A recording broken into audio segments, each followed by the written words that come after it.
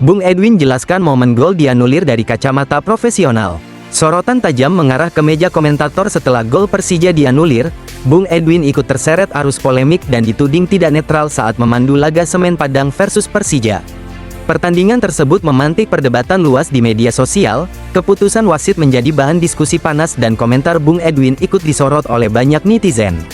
Sebagian penonton menilai analisis yang disampaikan condong ke satu pihak. Tuduhan itu berkembang cepat dan menyeret nama Bung Edwin sebagai komentator Indosiar.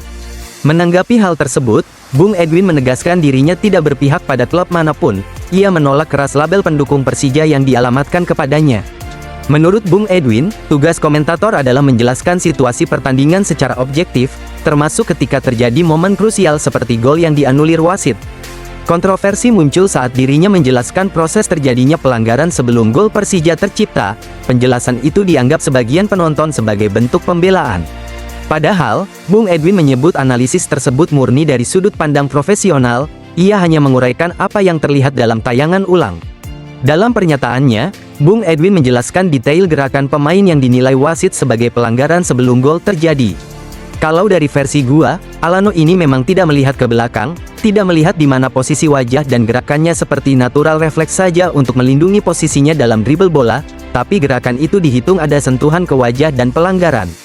Memang ada juga DM gua bang, siapa ya gol siapa dia cetita gua lupa, itu pernah ada begitu dan memang dianulir, karena dianggap pelanggaran.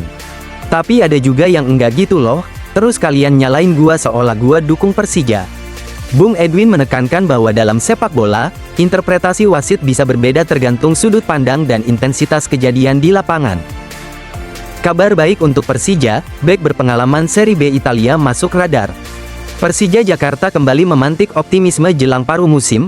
Isu perekrutan bek tengah anyar mencuat dan langsung memancing perhatian Jackmania yang menanti langkah serius menuju jalur juara. Rumor ini hadir di tengah kebutuhan nyata Persija memperkuat lini belakang. Konsistensi permainan ada, namun celah pertahanan masih kerap terlihat sepanjang kompetisi berjalan. Sejauh ini Persija mengandalkan duet Rizky Ridho dan Jordi Amat. Keduanya hampir selalu jadi pilihan utama selama kondisi fisik mendukung dan bebas dari sanksi. Ketika satu dari mereka absen, Thales Lira atau Hansa Muyama menjadi alternatif. Namun kedalaman skuad di sektor ini dinilai belum cukup ideal untuk target juara. Catatan kebobolan menjadi alarm serius. Persija telah kemasukan 13 gol dari 14 pertandingan.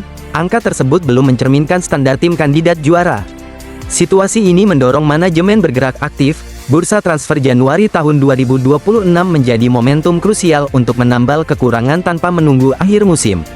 Menariknya, rumor sudah berembus bahkan sebelum bursa dibuka. Nama Andrea Tiricello muncul sebagai bek tengah yang masuk radar Persija. Andrea Tiricello saat ini memperkuat Virtus Entella di Serie B Italia. Pengalaman panjangnya di kasta kedua Liga Italia menjadi nilai jual utama.